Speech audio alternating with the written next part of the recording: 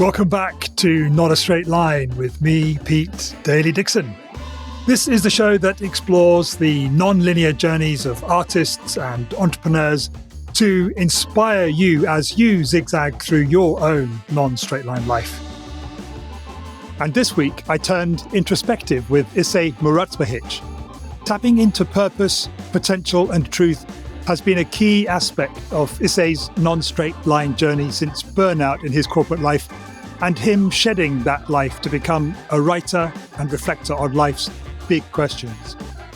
Modest, almost to a fault, Isse shares so much wisdom during this conversation, and as it went on, I found myself becoming more and more introspective.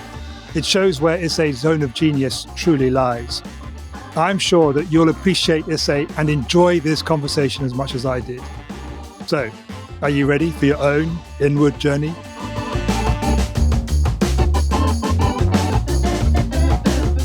Isse, thank you so much for coming on to the Not a Straight Line podcast. It's really a joy and a privilege and an honor to spend the next hour and a half or 2 hours in conversation with you. Thank you.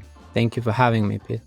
Regular listeners to the show will know that we tend to start off in the same way every time. We have a launching pad, if you like, into really quite a pivotal moment in my guest's life where the stakes were high, the pressure was high, and perhaps there was a pivot or a change in direction.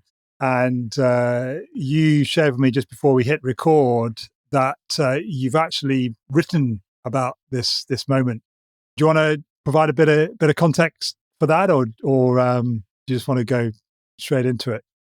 I mean, I'm happy to go straight. I mean, it's a big question, like what was the transformational moment, right? I guess there are micro ones all the time, but what came to mind to me was in my first book, Now Is Your Last Chance. I was actually reflecting on this before going, like, which one would I like to share? And I was just revisiting the introduction. Obviously, it was a couple of years ago since I wrote it, but I felt it was most authentic maybe to read it out as it is, because that's the invitation that I think is most raw or vulnerable or sensitive or whatever. And I think that's the one moment that I found most transformational looking back in my life, and then we can take it from there. So this is from my book, Now Is Your Last Chance, with the subtitle, And All Suffering and Confusion and Awaken to Your True Purpose, which is a book that took a couple of years, let's say, to write or integrate. And it's also a book, I don't like to say a spiritual book, because I think the spiritual life is a life of everyday life. It's nothing special or this psychedelic experience. I think it's everyday moment for moment and the human experience that we have. So I will just read it out how it is and let's take it from there. So Lovely. It's the introduction basically, or it's the going in story. And this chapter is named The Night is Dark. So let's just go into it.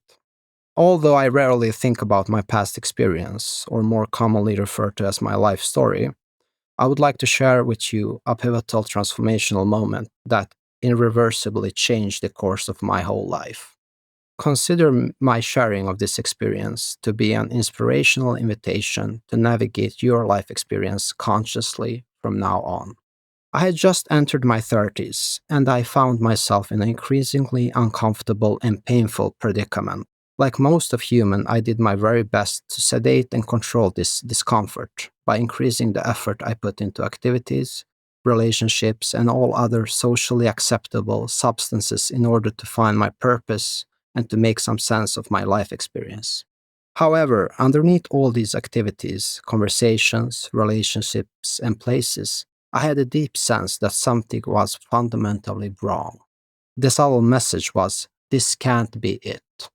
This part of me, where the message dwelled, seemed to be constantly present, once visible, and it was always showing up with this message when I least wanted it to. Typically when something externally went according to my plan and I felt that I finally deserved harmony, this undesirable state would show itself and crash my party. Since at the time I considered the message to be negative and harmful, I also decided it was evil. For the person I considered myself to be, the message was also deeply annoying. I had done my utmost, externally and mentally up to this point, by studying and applying myself to whatever path was presented in order to find happiness. This approach certainly manifested successes in the external world, with considerable financial progress as I rapidly moved to the very top of the corporate ladder. I thought I would deeply enjoy the lifestyle that came along with such a predicament, with its fancy titles, beautiful homes, and luxury vacations. Nevertheless, this socially imprinted fairy tale never gave me the harmony I had been promised it would, and I was instead thrown into even deeper internal conflict around my life experience. Wherever I sought for salvation and help, I was shown a direction that left me disempowered and disappointed. Life seemed so raw, and I felt alone in the quicksand. Wherever I moved with the best intentions, I only seemed to sink deeper into confusion and despair. By this point, depression and anxiety up to a level of total paralysis had been my everyday life for years. After numerous conscious and unconscious attempts to check out of my life experience, I found myself stuck in a deep paradox of despair. I didn't want to die, but I just didn't want to live. One night, like numerous others, I was lying alone in my physically comfortable bed, and I was shaking, drowning in a seemingly unexplainable deep-rooted hole of fear. The silence was unbearable to my mind, and at this particular moment, the increasing feeling of despair seemed to have no end, no climax. The pit into which I was falling was bottomless. The frontier between thought and reality dissolved, and my mind habitually did its utmost to assist me into what I, that moment, happily would consider to be comfort of high-level anxiety. The salvation didn't occur. However, instead my whole body started to shake vigorously as my mental activity simultaneously went to its absolutely full potential to try to analyze and explain this experience. The intensity and pressure just escalated and reached a height where I began to prepare myself for death. For a split second that felt like eternity, I surrendered to death just before, as if from a nightmare, all the built-up energetic force catapulted me up, and I shouted out, "I don't know." Suddenly, a vast emptiness filled my whole being and my mind, which probably for the first time in my life became totally silent. I found myself just sitting silently in bed while something with a soft voice from a deep state of my being, not reachable or intellectually explainable, whispered, "I know." While this message was delivered, my body underwent a radical energetic shift, and I became filled with a warm sensation as I was gently pushed back into a horizontal position. The totality of the experience wasn't a thought, a physical sensation, nor a feeling. It was a state of being. This state took me radically into what felt like a limitless hug of unconditional love. I lay there, staring at the ceiling with tears in my eyes, overwhelmed. I had never felt so loved, so welcome, so at home. An undoubtable truth was communicated from this state of being, that my life as I knew it, and all the accompanying suffering to this point, was over now. What baffled my mind and made it undoubtedly agree to this truth was the fact that all of my desires had been answered and met in this state of being, instantly. That night, the being asked me to follow two simple principles in order to access a relationship with the infinite, all-knowing. The first one was to follow unconditionally whatever was shown to be true. And the second one was to share this truth. Being a depressed businessman and an advocate of pacta sunt servanda, agreements must be kept, at that point I signed up immediately. Now was my last chance. This experience allowed me to embark on an almost decade-long journey home, and the book you're holding is the gift of wisdom that I have received from developing an intimate relationship with our shared being. I think I will stop there, Pete. So I think this is, then I'm inviting people to take that journey. But I think that summarized my transformational experience in a more, let's say, justice setting than me talking about it just in retrospect. Thank you for letting me share it. Deeply, deeply profound. I almost want to sit with it for a moment. It seems almost disrespectful just to jump in with a question, although believe me, there are a ton of questions that came up as I was listening to that. Feel free to take a couple of breaths and where you want to take it, Pete. Intuitively, I want to know more about the Isse that found himself in that situation. So you talked about corporate ladder and financial success, and I'd love to know where you were working, what work were you doing, how you found yourself there, were you married? Do you know what I mean? And almost maybe even to go further back in time with that and just think about the young Isse. Let's start. Where did you grow up? Tell us about your upbringing. Yeah, so I'm originally from Yugoslavia at that point, right? So I came to Sweden when I was 9 years old. I'm 41 now. Involuntarily, let's say, it was refugee status due to the war, the split of Yugoslavia in the beginning of 90s. I have a sister now, but she's born in Sweden. But I was a lone child until I was 15. So a very creative child, right? But of course, when you are forced, let's say forced by life, to take considerable geographical changes, and it is almost too big of a change, right? It's too much of a grief even to handle at that point, right? So I think, no matter what would happen in my life, I think my calling was always to try to find like, what is my true identity? I almost feel like everything happened almost to overwhelm me in a way that like to hold to one identity is not enough.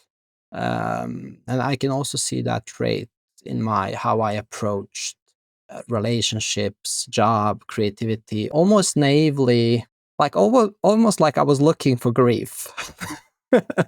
Pete, going back, like I really have felt, I think, this deep sense of that there is a peace, that life is a playground, that we should just go for everything. And of course, like when you do that, you also accumulate quite a lot of change. I moved a lot and also changed a lot of things that I thought was very fun. So we came to Sweden when I was 9 years old on my birthday, basically with a plastic bag. And at that point, I didn't know that we are escaping war. I was promised that we're going away on a long weekend. I joked with my dad the other year. I was like, it's been over 30 years. It's the longest weekend, I know of. But I grew up here, and we stayed here, and I've been very creatively amazed. I think we have a similar background there, Pete. I was into movies a lot. I did documentaries, and at the same time, me being forced to move and adjust and learn new languages at such a young age. Because when I come to Sweden, I had like Swedish, it was English, it was German, everything at once.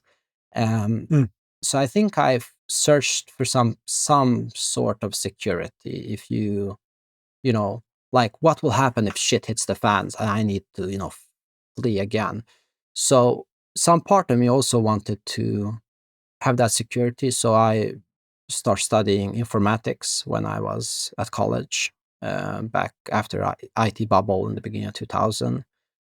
So I have a degree in informatics and system analysis. But at the same time, I wanted to work with something creatively. So I, did movies, and initially I wanted to be a director. I don't know if I want, just the control of it. But I worked as a first assistant director and as a producer, and also studied film at Dramatiska Institutet in Sweden after I did my informatics. But I was always drawn to the documentary because I was almost, I tried to write and everything, but I've always felt like, why do we make up life when the life is exciting and raw as it is. Yeah. I was like, I mean, there's so much suffering and interesting things in life. Like, why? Because I felt like, cutting and sound, and like when I write something on script, I mean, that's just a small percentage. You have casting, then you have the sound, the edit, so there's so much of it where we disturb the process.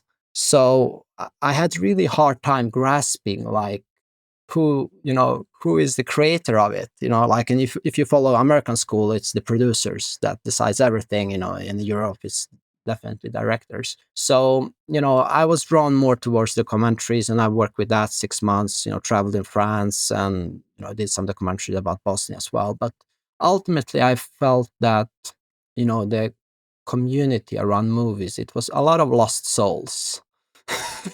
Like, it was a lot of people. I felt a lot of grief, and I felt like there was quite a lot of it was almost cool to be sad. At least in the Swedish school of it. And also the market was a little bit too small. So I was freelancing, Pete, so some months you get a paycheck, others you never know. And I wanted some securities, and also my dad was quite sick at that point. So I started my informatics career at the HRIT company, Norwegian one, and I was there for 11 years before I went to the trainee project manager, vice president, and I went to the management team. We got listed as stock in Norway, and then we started buying a lot of companies in Germany and UK. And like this book, I mean, I was still in this company after my, let's say, spiritual awakening. It was a very different life after that, but I was traveling a lot. So I would say I not self-sabotage relationship, but maintaining the success model financially. And I got so caught up in it, right? Because it's like, of course, I mean, when you're higher up in a company, you have also some creativity, right? Because then you can control somewhat the offering, you can also control the team and hiring and so on, but still, you are still framed. And I found also that the cycle of full time, and it was like, I don't know, I think the second micro transformational came in 2016 or 17. My manager asked me, that CEO, he asked me like you have had like all the roles here, you're in the top, like we are buying companies, do you want to move to UK now?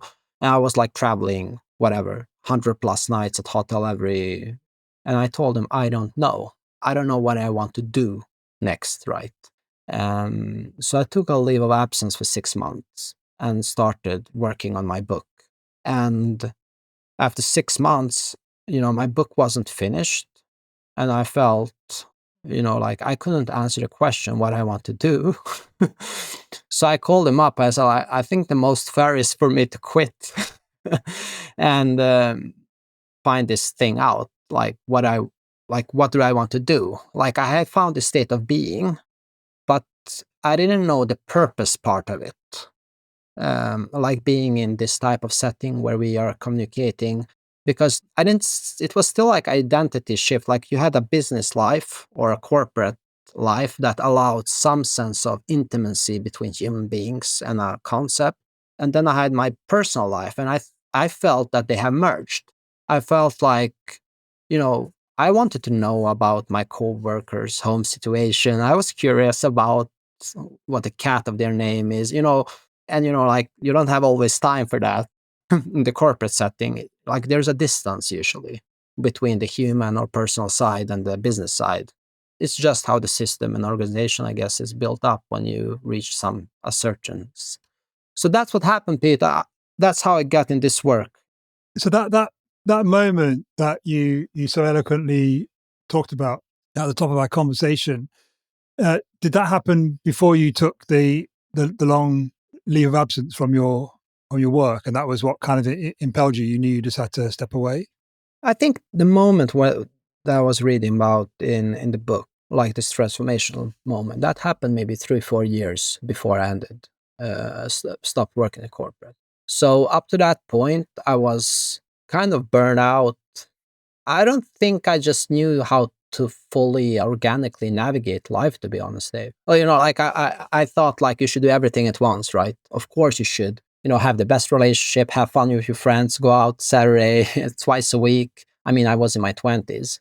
So I think like also taking that big steps in your career intellectually and cognitively, I was really good at it. But there's also the human side of, knowing how to handle people, and the emotional maturity, I think, overwhelmed me, and I had a couple of burnout, or I think I lived in a burnout state like constantly.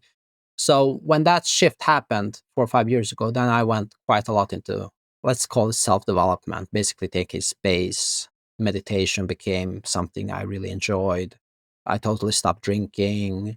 There were changes that I felt where I organically tried to embrace life. And of course, that exploded my productivity and like how I rose. So it wasn't, I'm not one of those that feel like, damn corporate life. Like I felt like I had really great time in the corporate. I mean, a lot of it was great. I had fantastic colleagues.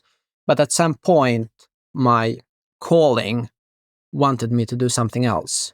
I think I was done in that form at that time. It doesn't matter that, like if I'm forced to do that again, of course I would do it. But it wasn't never a dramatic ending in any way. It was more like a discovery to moving more towards my heart. And I felt that the heart energy and this emotional energy felt restricted in a corporate setting. Mm. So the 6 months that you took away from work, where you started writing, that happened a couple of years after. Yeah, I would say 3 years, 3 or 4 years. Yeah. And had you always been a writer? I know you talked about the challenges of writing scripts for film, but why did you take time off and start writing? Did that surprise you, or did you kind of just tap into something and you knew that's what you had to do? It didn't surprise me. It was like almost a conscious decision to suppress my creative side. And of course, when you I suppress my creative side, you need to, it's like an inner child. Let's call it inner child. I mean, I think a lot of it. It's almost like giving a candy. Like, if you take this candy, please shut up for 2 years. I will make you money. And after a while, I couldn't justify for myself. Like, why do you need to have whatever, 20K per month, when the needs I have are maybe, I can do with 2Ks, like money wasn't, I had that security and I had, but just like working on that level in the corporation, when you come up to the top, like it's really hard to go down in a way.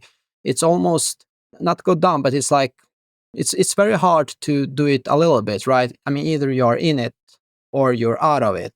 And I think I've always felt that I have too much integrity to do it halfway, right?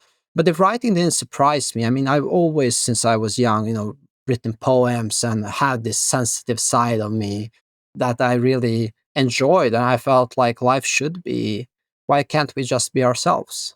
I think more that the concept of adulthood makes people sick almost. 100%. I've never heard it expressed like that. You said that the corporate life, you're either in it or out of it. And I've never really been in it. I've always been kind of fundamentally unemployable, really, for many, many reasons. And I guess part of the challenge is that once you are in it, it is very, very difficult to not be in it because of everything that goes along with it. It's almost like a sense of, getting on a hamster wheel, that once you're on it, it's how do you stop? Because you get accustomed to a level of income and a particular standard of living. How did you make that shift? And is there anything that you experienced and that you learned that you could pass on to the listener who's perhaps also finding them in a situation in a corporate environment where they know they want to make a change, but it's like almost a sense of feeling trapped, I suppose. And I think acknowledging that you're trapped is the first awareness of untrapping yourself, right? It's almost like being honest with yourself. What's the beast that I have built here, right? So I saw how my schedule looked there, right? I traveled a lot. So, I mean, of course, I functioned well, still I didn't have so much time for a relationship, because if you want to perform at that level and not be sick, right? You need to have it's like almost being an athlete. Sleep, vitamins, everything needs to be adjusted if you want to feel okay. Otherwise, I mean, I didn't have a wife, I didn't have any children. I was like a professional athlete in a way, and I approached, after my spiritual awakening, I approached my professional life in that way. And of course, then you see how much it takes to deliver on that level. Maybe you have time for a couple of hours of social gathering in a way per week. Otherwise, you need to adjust. So I think for me, it was first to take the time off. I mean, the leave of absence was, I was like, I don't know, I knew that I don't want another job, right? I knew that I want probably to try to, be on my own and being formless or free, because only that could, I knew that silence and space is what, if I want to create something new, I cannot be too disturbed with external concepts. I mean, that meditation taught me, right? And of course, if you have a bunch of people reporting to you, you have emails, you're traveling, it's customer, it's like my mind is occupied with this. So first I need to take a step back to even know what's the deal here, right? So I think the first thing that really surprised me when I took leave of absence of a couple of weeks is that people didn't need me. I was just sitting looking on this lake, and like from going up in the morning, you have your mails, checkups, whatever. Some trainee looks up to you, they want you to teach them something. I acknowledge, I was like, damn, like nobody needs me right now. Like nobody calls me. There's no problem I need to solve today. So the first period was quite blissful. It was almost like, wow, I feel free. But then after a couple of maybe month 2, 3, I was like, I feel like my identity is so much built around this concept that it was a little bit almost scary. I acknowledge that I was still quite fear-driven, not fear-driven, that I've built a lot of my motivation based on fear, lack of safety, and so on. And it wasn't a dramatic thing. I just acknowledged it like, oh, wow, this is how it's been, and I'm still doing it. So, I mean, that what I noticed. Then I went to the creative writing, because I tried to do it as a hobby, write in the evenings while I worked. And I worked with a life coach, or whatever you want to call it, soul coach. But what I noticed is like my creativity can't unfold when I'm so busy, right? And it wasn't an idea, it was a practical thing where I tried to write accountability coaches. I really worked on it. And that's hence that the leave of absence. So I think that was my tip is just to be honest with yourself, and like, because during my leave of absence, I saw it's like this big train that I've built through the years with money, relationship at work. Everything was a lot of around my work environment, because you don't have time, maybe outside relationship. You have closest friends are also at work. So it's almost like abandoning your family to leave a place after 10 years. I mean, it's a huge process. I think people should be kind to themselves when they try to do, like just quit your job and start your own. Yeah, okay, you can do it, but be aware it's a grief process. I mean, you need the identity the corporate identity needs to die in order to something new to reborn, and it is I mean, yeah, it's a bigger process than I thought. But then again, I don't know what to expect. It's so interesting. You use the word space there in describing your experience of you know untrapping yourself from this beast that you'd built around you, and that idea just resonated so strongly with me, because it wasn't until I reached my burnout at the end of 2021 and effectively created space with moving luxury vehicles around the UK, just so much time just to be and to think and reflect, and everything, my identity of being the CEO of a software company, that that went out the window. And yeah, it's just interesting, really, that there's probably no other way than that, other than to create the space. Although recognizing that, for me, I had to walk away from what I'd built, and then found myself doing a much, a blue collar job, basically. You were in a corporate environment that afforded you the ability to create a leave of absence. I guess different people find themselves in different situations with different varying degrees of ability to create that space. Assuming that the luxury of taking a long-term leave of absence isn't there, are there things that you can do whilst still being in the beast to create that space, or does it need that almost total separation that you and I experience in different ways? How deeply do you want to know the truth about your life and yourself? The level of love and commitment to your own truth is the answer there, right? What's easy, Pete? I walked away from stock options, we talk about substantial salary, well in the six figures, to zero without a plan and so on. I was prepared to take all of my savings to figure out what is the truth here, with me being here. Why am I sabotaging or not being able to have a relationship in a way that I thought was seamlessly for others? What's the obsession of not building someone else's dream, but being in this, let's say, in not just corporate, in different groups and contexts without being fully centered? And I really don't think there's an easy answer. I think it will be uncomfortable no matter what you do, because it's like the tolerance for uncomfortableness is very different, Like when I exited, I was ready to sell my apartment and, whatever, live for years in a tent just to figure out what's the truth. Because in a way, I knew my transformational experience. I knew that if I follow a false identity, the suffering is immense and the truth will not be found, right? I knew that I had the capability of building and surviving on my manager or CEO, vice president identity. So I'm deeply grateful. But that was 99% of my life, right? I think I was restricted in the experience that identity or part of me, can experience. I'm very careful by giving like direct advice. I think you should just be honest with yourself and say like, do I really want to do it? And what's the sacrifice? Because from that point of view, you will feel that is a sacrifice.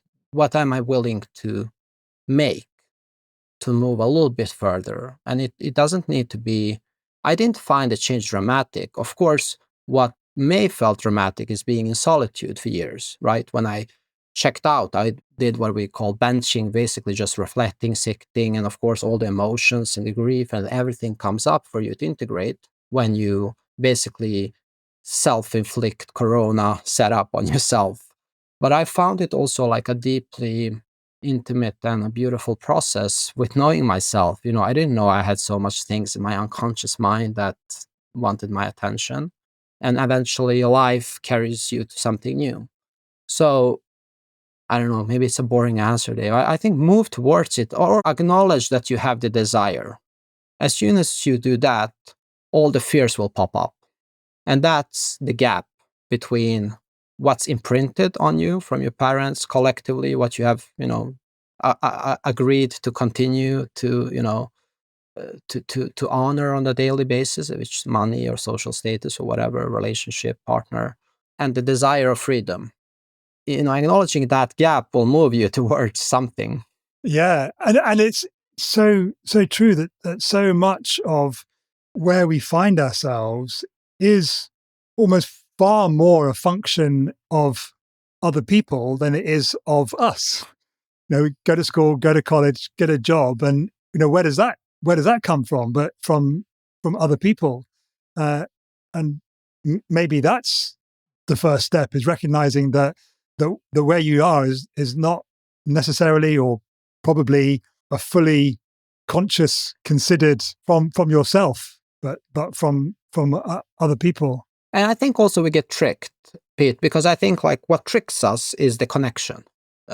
Because when we connect like this, I feel connected, I feel honored, I feel, in a sense, loved by just being in this conversation with you, right? And as soon as we feel connection, we feel, this comfortable feeling of being ourselves. And, and that is true in all connections. So I think we got tricked. I mean, you start college, you find great friends, and you're like, you don't even care about the activities, really.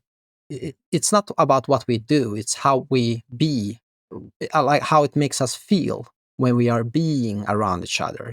So I think the first concept is that we think the doing or the, the activity is giving us this fulfillment, while it's the connection underneath the activity. So I think sometimes it's hard to distinguish, like, this conflict. Like, I love my coworkers, but I hate my job is typically what people will tell you. So they stay forever because they appreciate the connection higher than the doing, right? And I think you can have both, to be honest. I agree. So you took your leave of absence and you started writing. And that was 2 or 3 years after the transformational moment that you shared with us at the top of the conversation. How far into that did you realize that you needed to resign and let it all go? I didn't really feel like I let go of anything. I just felt like this is the truth. This is, I mean, as I wrote in my introduction, like, follow what you find is true. So I went back to my office, looked at my desk, took a picture when I went on leave of absence, and asked myself, is this true? And the answer was no. You should do something else right now. I was called to finish your book, finish what you started here. So, I had courage enough to follow that based on previous suffering. Not courage, but, like I should follow this. And it wasn't dramatic. Like, I was honest. This is what I need to follow right now. I think that was quite practical, logical. Like, okay, because I mean, that was a little bit easier when you are sitting in management. You're like, either you do it 100% and you are in it or not. So it was like, it was a binary decision in a way. So I followed the book, which was half structured, like what type of book should I even write? And I felt I needed more time. So when I resigned, I started a startup with a friend also while I was writing, within work-life balance. So I moved more towards, let's say, the softer aspects of the human nature.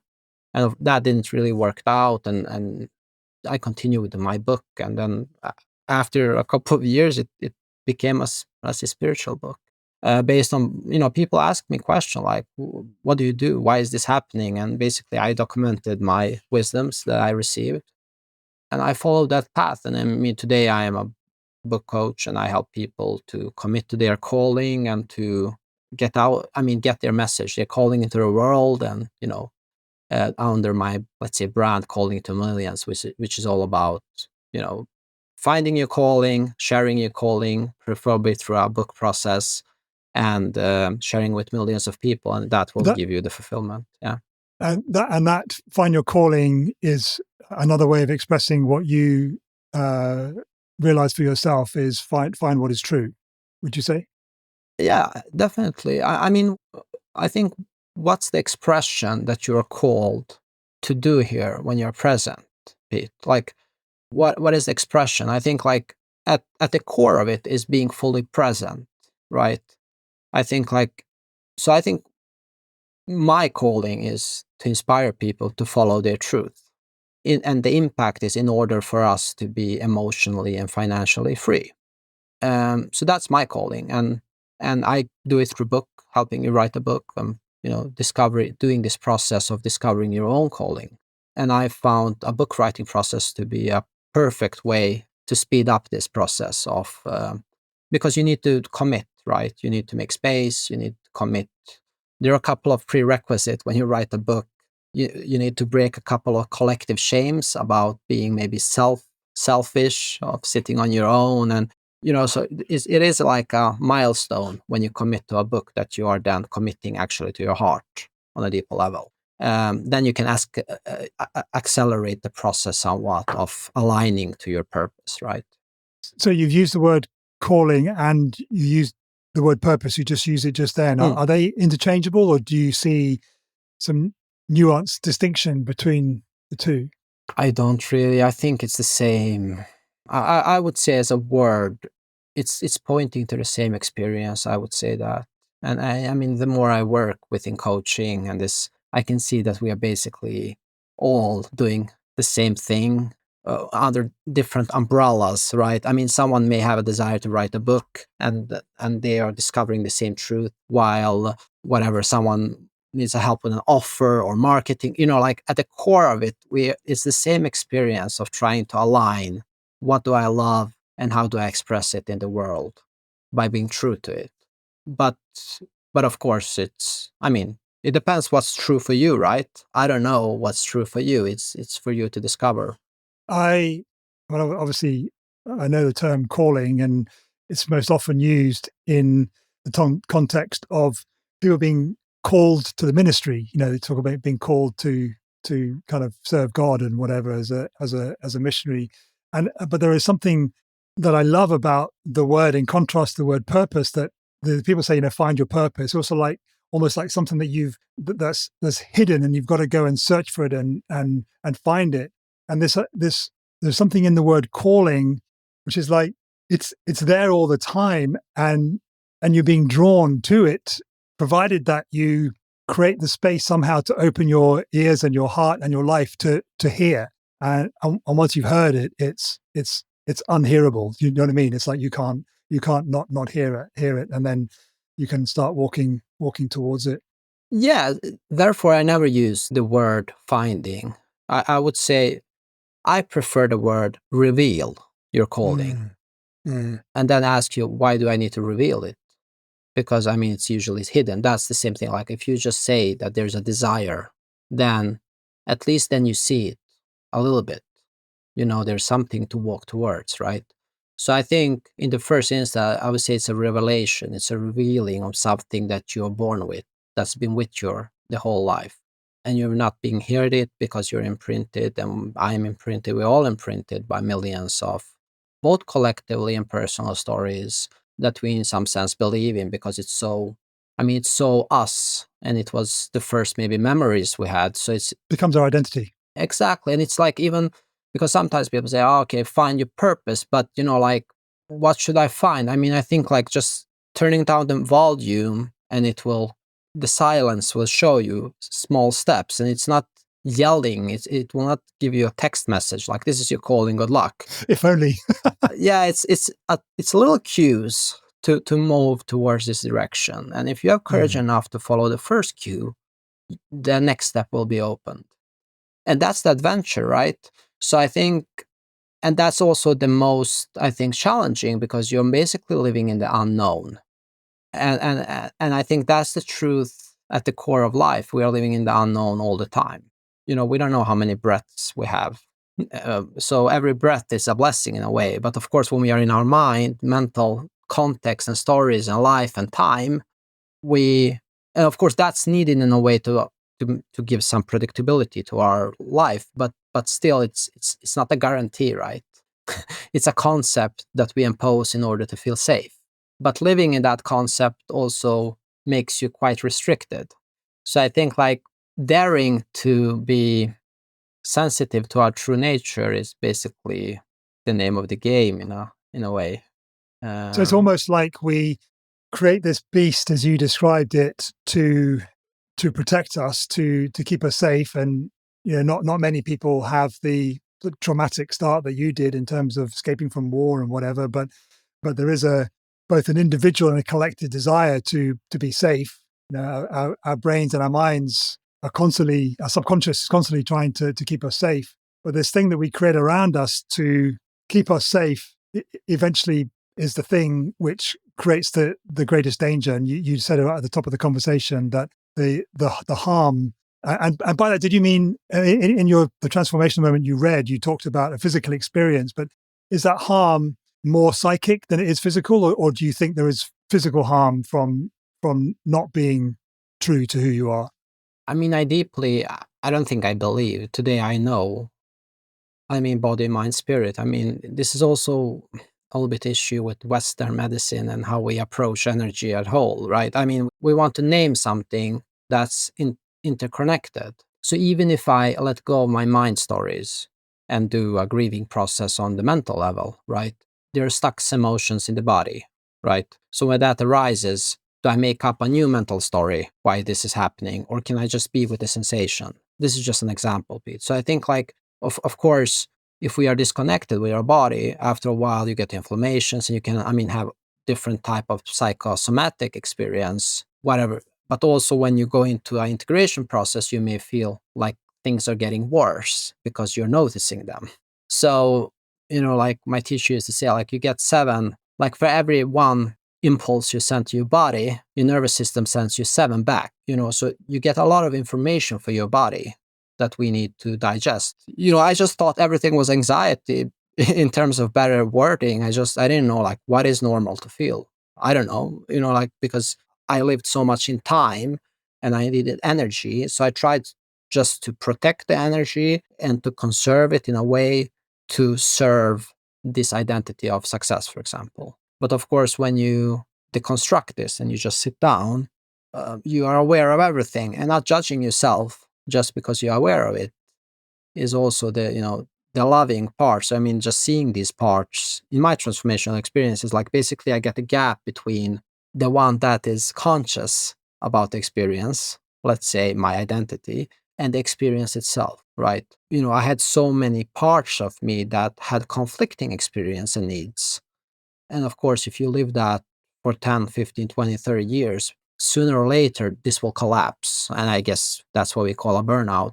And for most of us, we think it's normal to live like, it's not like we make all these agreements with ourselves at once, Pete. I mean, maybe you can share I mean, usually it's during 20 years, you make micro agreements, like now I'm CEO, this is important. And then a new situation comes, you make a new agreement. So this beast is built in small parts. Therefore, it also takes years to, deconstruct it.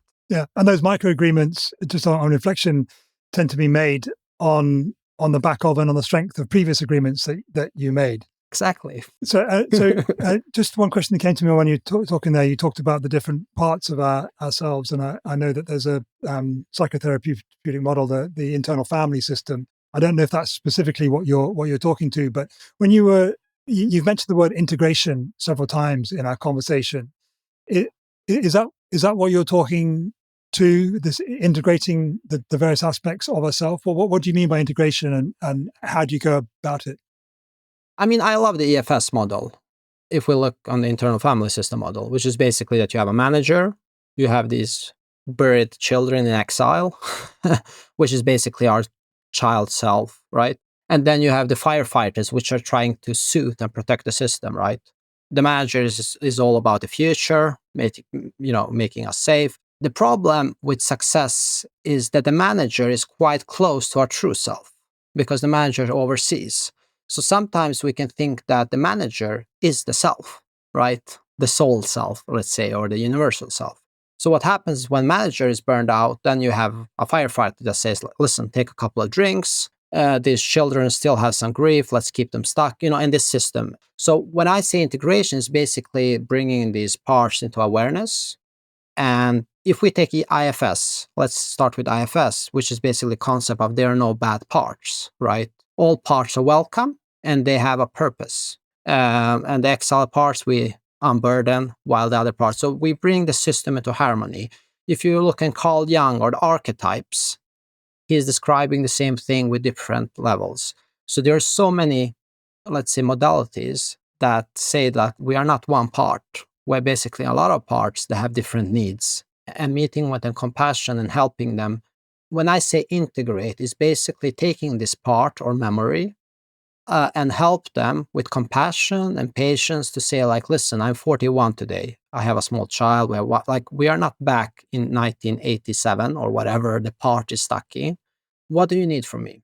And having this conversation, and after a while, when you worked with these integrational parts, the parts are safe enough not to create chaos.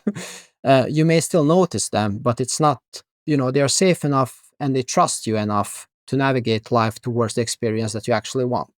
So it's an ongoing. This integration is an ongoing exercise. It's not something that you do to become integrated. Is that what you're saying? I think as soon as you have a goal to integrate something, you lose a little bit. I think the word for me is unconditional, non-judgmental, and unconditional. So I think as soon as I say I will integrate, if I say to you I will integrate, then I definitely know that there's a part that's not my true self that has an agenda to integrate something. I would start to getting curious, like, but why do you want to integrate? Because then I believe in a concept of healing or that I'm broken.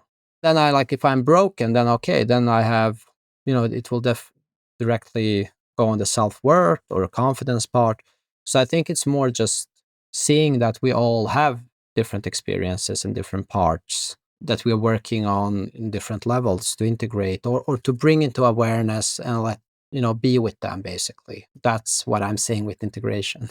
So how might I recognize, I don't even know how to phrase the question, that a part of me which needs looking after, shall we say? How might I recognize it, or the listener recognize it, and what can we do about it as a result?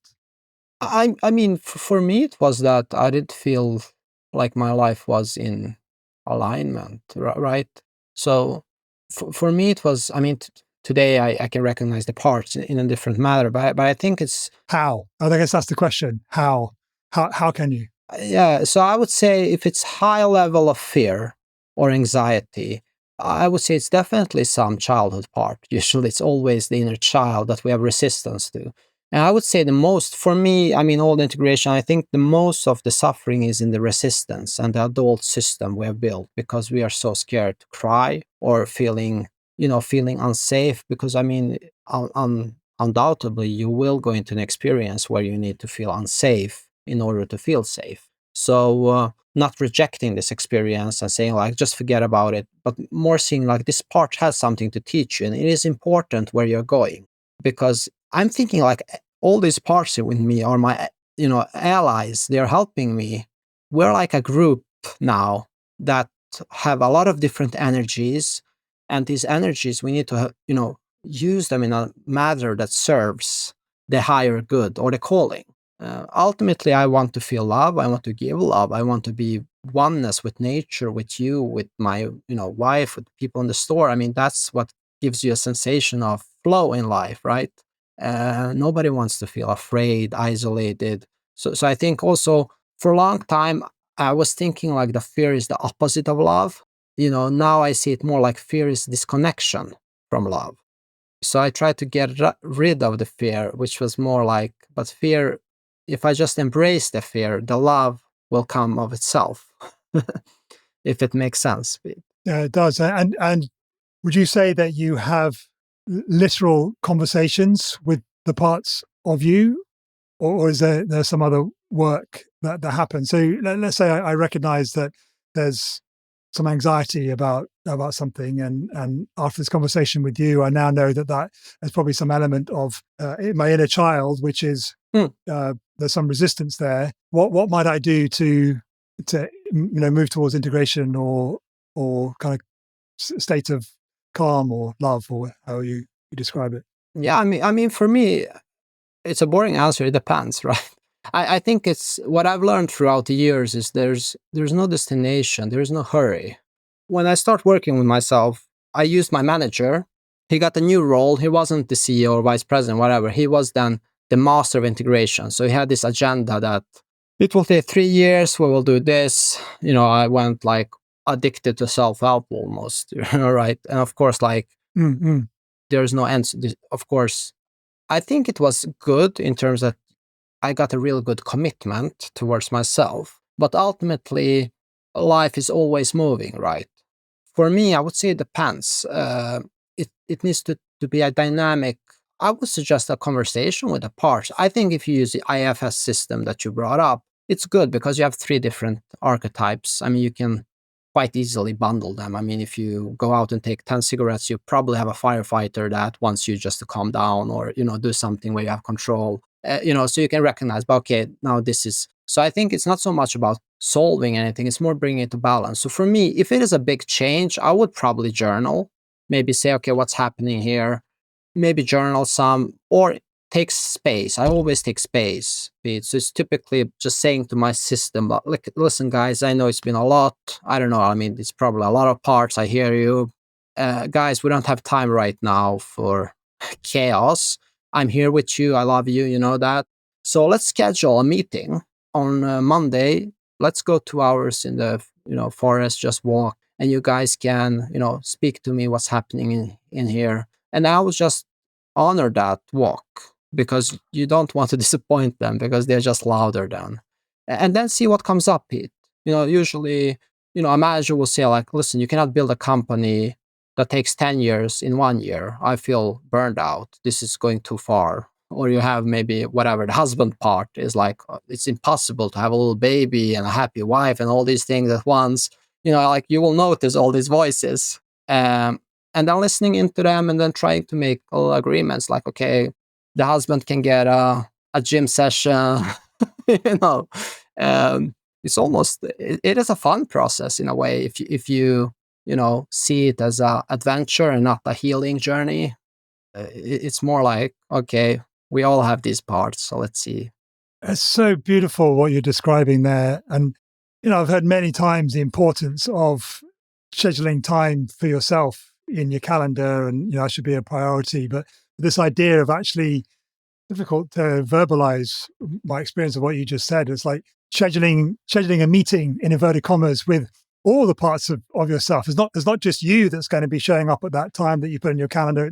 It's all of you, and spending time with all of you. It's just so beautiful.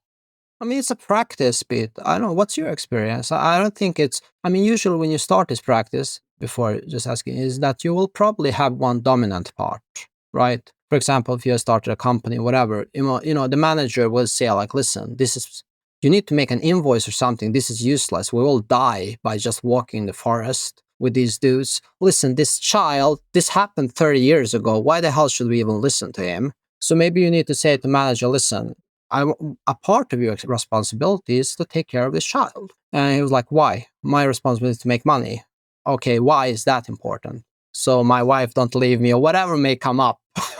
I mean, at least then you're honest with yourself, what's going on. And then you can start working with these parts. So I think it's like acknowledging that one part will be loud in the beginning. What's your experience, Pete? Please. I mean, you brought the EFS up. Yeah, well, one of the advantages of having your own podcast is that you get to ask the questions. Okay, yeah. No, I don't want to duck it. No, I mean, I read a lot. My mum has just retired from 26 years as a therapist, so she was the one that first introduced me to the internal family system, and I've seen it crop up time and time again.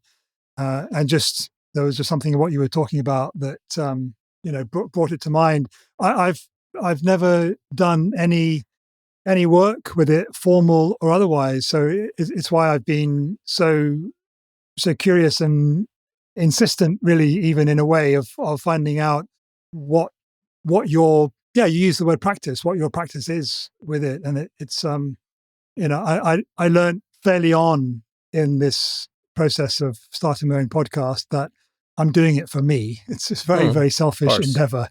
And so when I come across someone like you that has got a wisdom and a truth which is deeply engaging and attractive, I want to know more, so that my life can be better. So I love that. And interesting that we came back to this idea of space, though. You said that just, you can say to yourselves, look, know that there's a lot going on, but we can take some time, space on Monday, and we can go for a walk. So again, just this idea that space has to be created somehow, otherwise nothing's going to change. Would you say?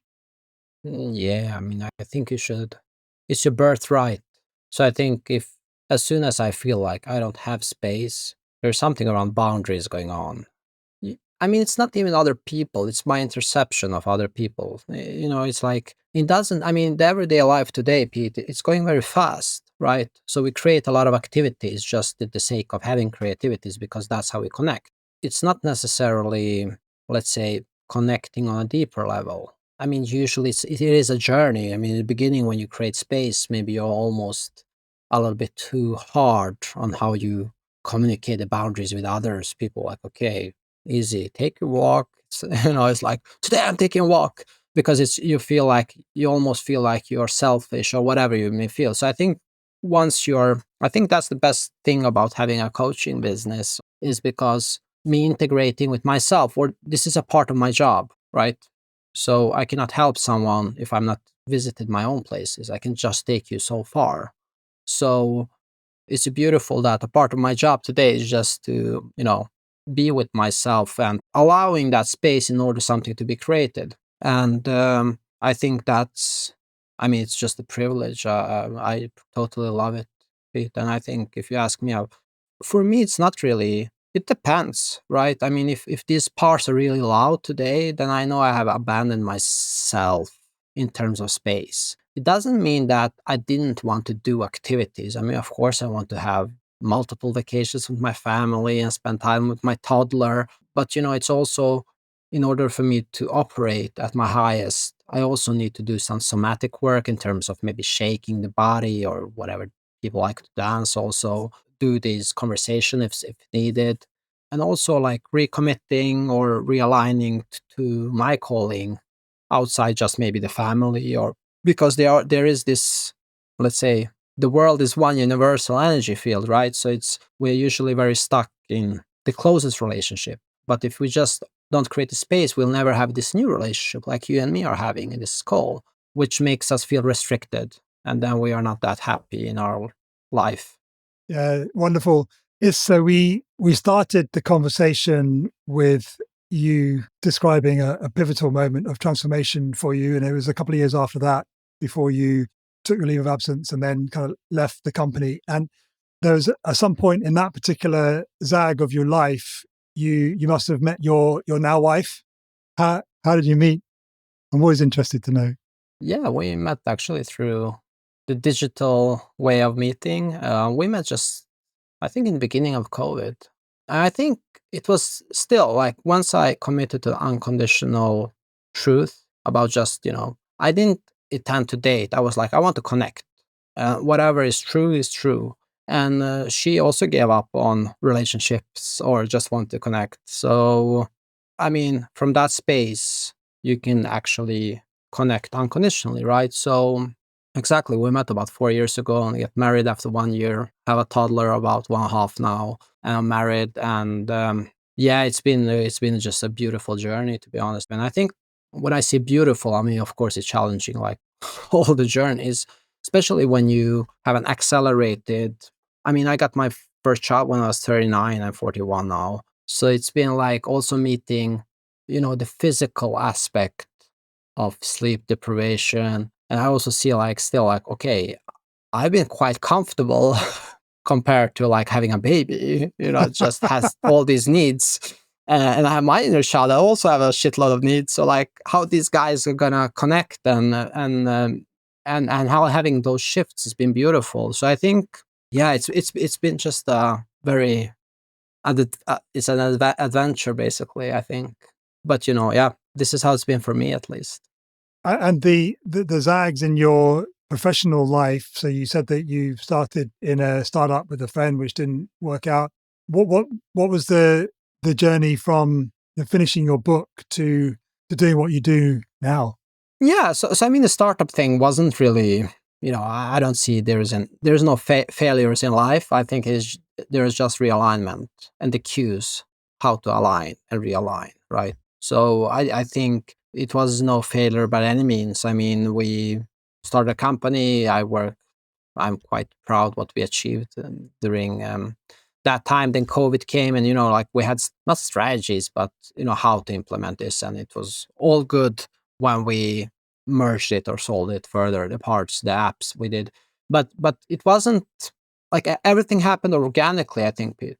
So I think, like, I wrote my book, people start reaching out. how to help with a book. I was like, okay, I started having this business. Now I would like to try to have an online coaching business because I want to have the space. And then that propelled me into a new decision, a new commitment. But when I met my wife, I was like unemployed, 37.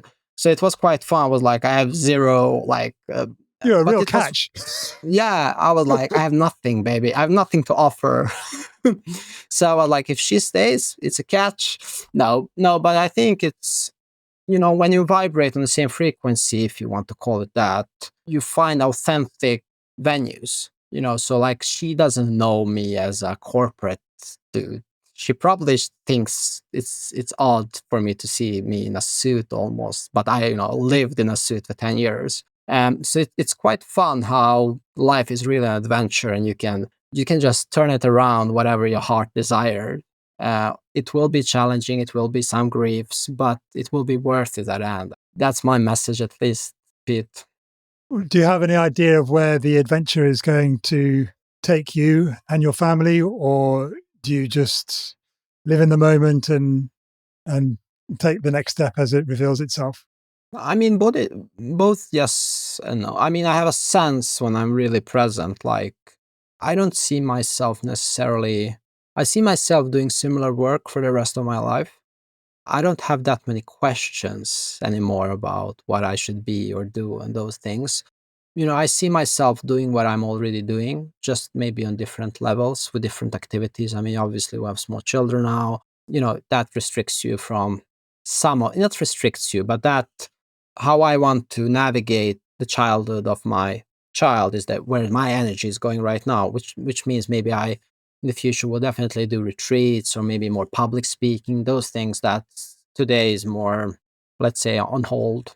But I see myself, I'm committed to spread this calling message for the rest of my life. Just telling you these words makes me having a goosebump. I just feel honored to this doesn't feel like work for me, to be honest.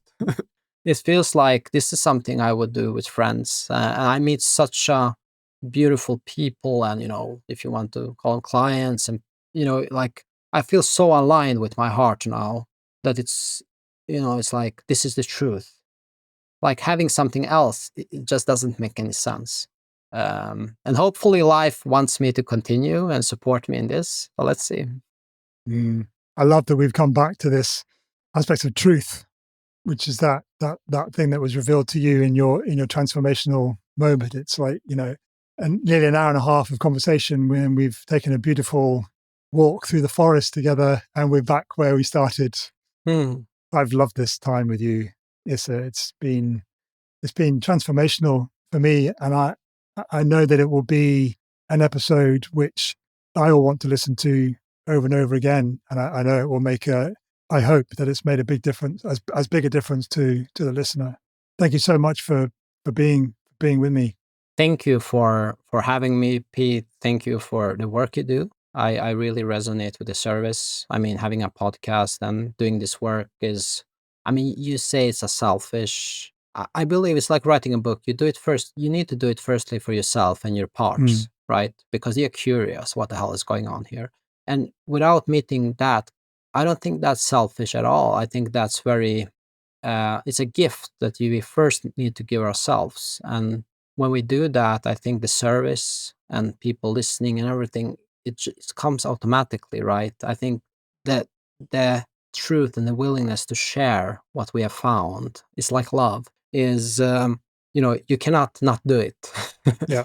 It's like a byproduct. It happens automatically once we discover the pleasure of it, right? So I just want to thank you from the bottom of your heart for you doing this. I look forward to seeing where our own individual journeys continue to go together. There is one last question which I ask every guest at the end of our conversation, and that is, just imagine that you subscribe to the Not a Straight Line podcast and you see an episode at some time in the future that drops into your app. And when you see the name of the person that I'm having a conversation with, you say to yourself, I really want to hear that story. I really want to hear about that person's non-straight line journey. Whose name is there? Who should I have a conversation with? I think Angela is the one that I would like to hear in this not a straight line setup. Right. Well, it's a good job that she's booked in then, isn't it? Good. Then the world is aligned. Then that's truth. Yeah. And we should also publicly acknowledge and thank Oriane, because she tagged you and Maurice at the end of her conversation. So we're all... Yeah, God bless her. Okay. It's all connected. Yeah, it is. It's wonderful. Thank you, Pete. Thank you so much.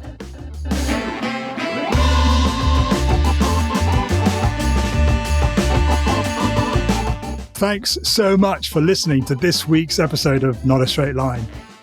If this conversation helped to reorient your internal compass or inspired you in any way, please let us know by heading to podcast.notastraightline.life/rate and leave a rating and review. Thanks, as always, to Matthew Bliss of MB Podcast Services for his exquisite engineering of this episode. If you'd like him to help you with your podcast, contact details are in the show notes. And if you'd like to be a guest on the show, or there's someone whose non-straight line journey you'd just love to hear, then please visit podcast.notastraightline.life/guest. Thanks for being here with me, and I'll see you next week for another amazing, deep, inspiring non-straight line journey. Love you.